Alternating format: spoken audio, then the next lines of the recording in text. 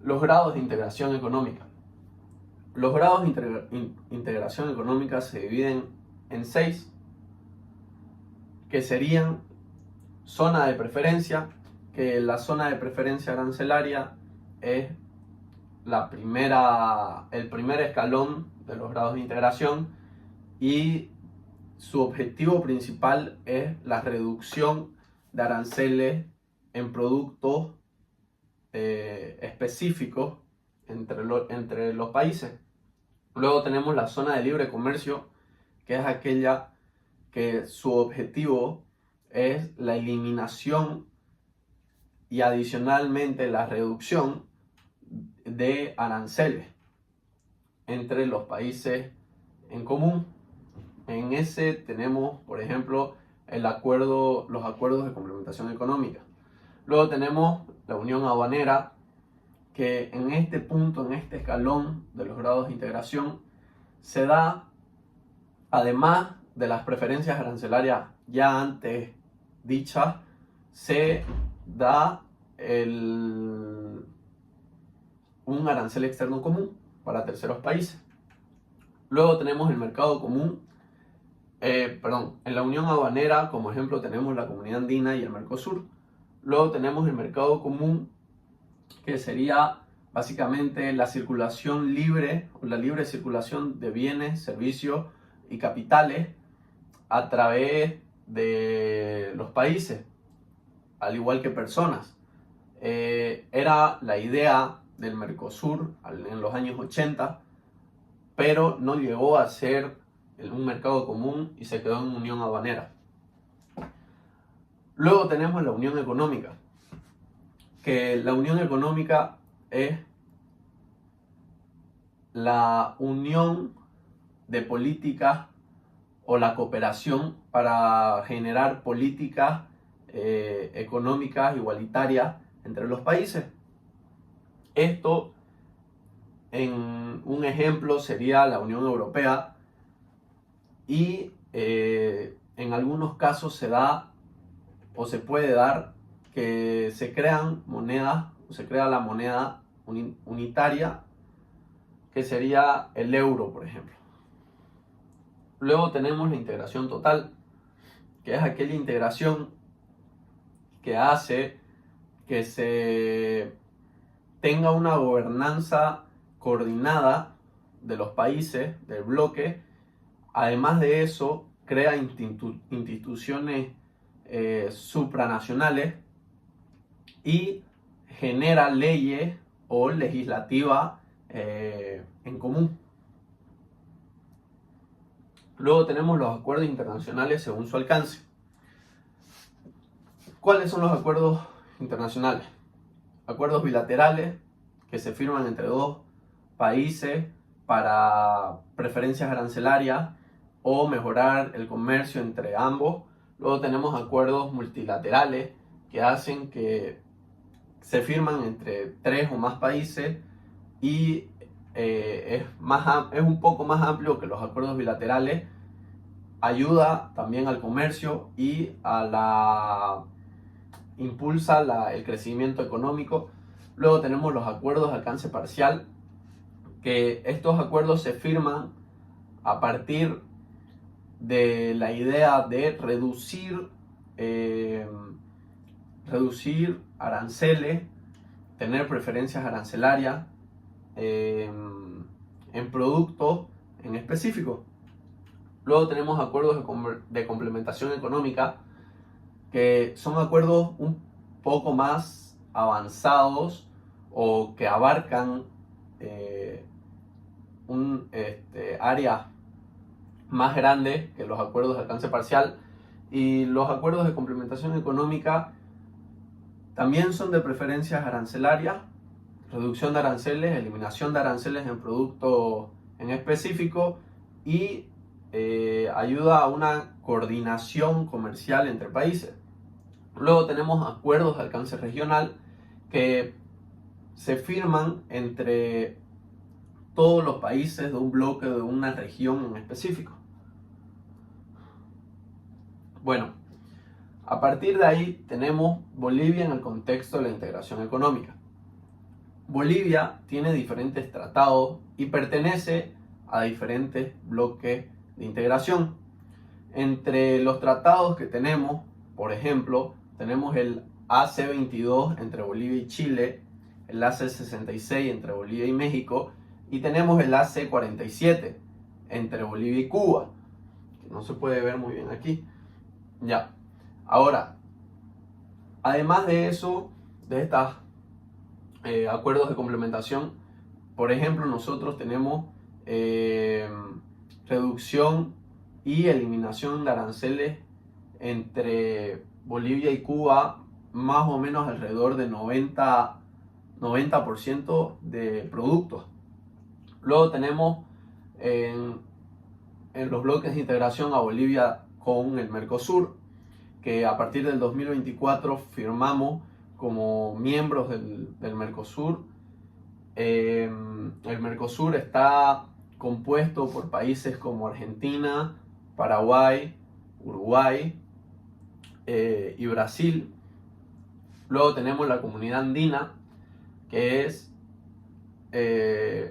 la CAN, y estaba conformada por Perú, Ecuador, Bolivia y Colombia. Anteriormente estaba Venezuela, pero fue retirada. Luego tenemos la LADI, que es la Asociación Latinoamericana de Integración, que es el bloque que se quedó muy atrás a comparación del Mercosur y la Comunidad Andina.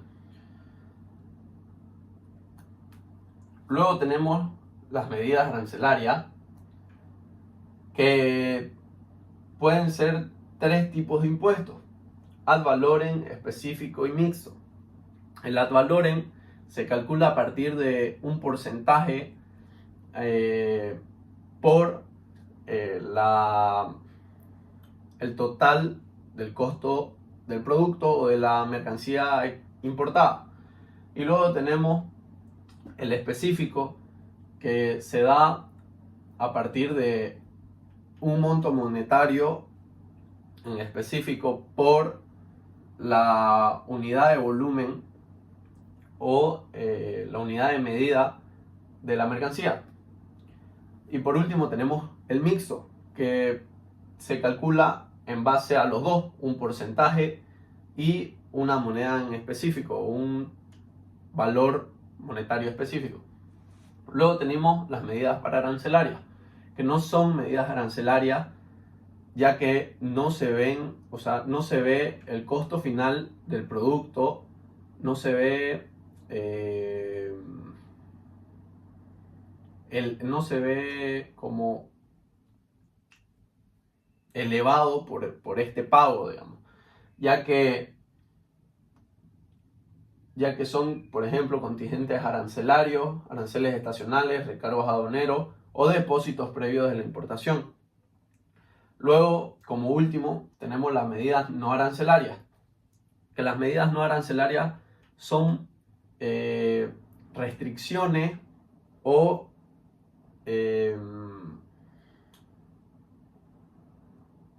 una serie de requisitos que se necesitan para exportar la mercancía que queremos exportar. Por ejemplo, certificaciones previas como el SENASAC, IPMETRO, Ministerio de Defensa o las certificaciones ISO. Luego tenemos la negociación internacional. La negociación internacional es importante para llegar a comercializar entre países. Tenemos la técnica basada en principios como primera técnica de negociación. La técnica basada en principios es aquella técnica que se usa generando que los criterios que yo voy a tomar para tener los criterios que voy a tener para tomar una decisión son en base, o los voy a tomar en base a datos, estadística o tal vez estándares o normas y no me voy a basar en la persona con la que estoy negociando o con la empresa que estoy negociando. Luego tenemos la técnica de anclaje, que se basa en que una de las partes va a dar su objetivo, por así decirlo, va a tener claro su objetivo y va a dar un precio mayor al de su objetivo o un precio más bajo. Esto va a hacer que psicológicamente la contraparte oferte un poco más cerca de nuestro objetivo. Básicamente se da en la oferta y contraoferta y es una forma muy poco familiar para las empresas y no se pueden entrelazar, no se pueden estrechar lazos. Luego tenemos la técnica de intercambio, que la técnica de intercambio se basa en cooperar juntos, ganar y ganar. Yo te doy algo que tú necesitas y tú me das algo que yo necesito. Y juntos vemos las mejores soluciones para ambos. En el negocio internacional tenemos dos diferencias, la negociación nacional y la negociación internacional. ¿Y en qué se diferencian estas dos, no? Bueno, básicamente se diferencian en las leyes. Nosotros tenemos que conocer las normas legales del país al que queremos introducir nuestro producto. Tenemos que saber las normativas, tenemos que saber qué tipo de moneda se utiliza, qué tipo de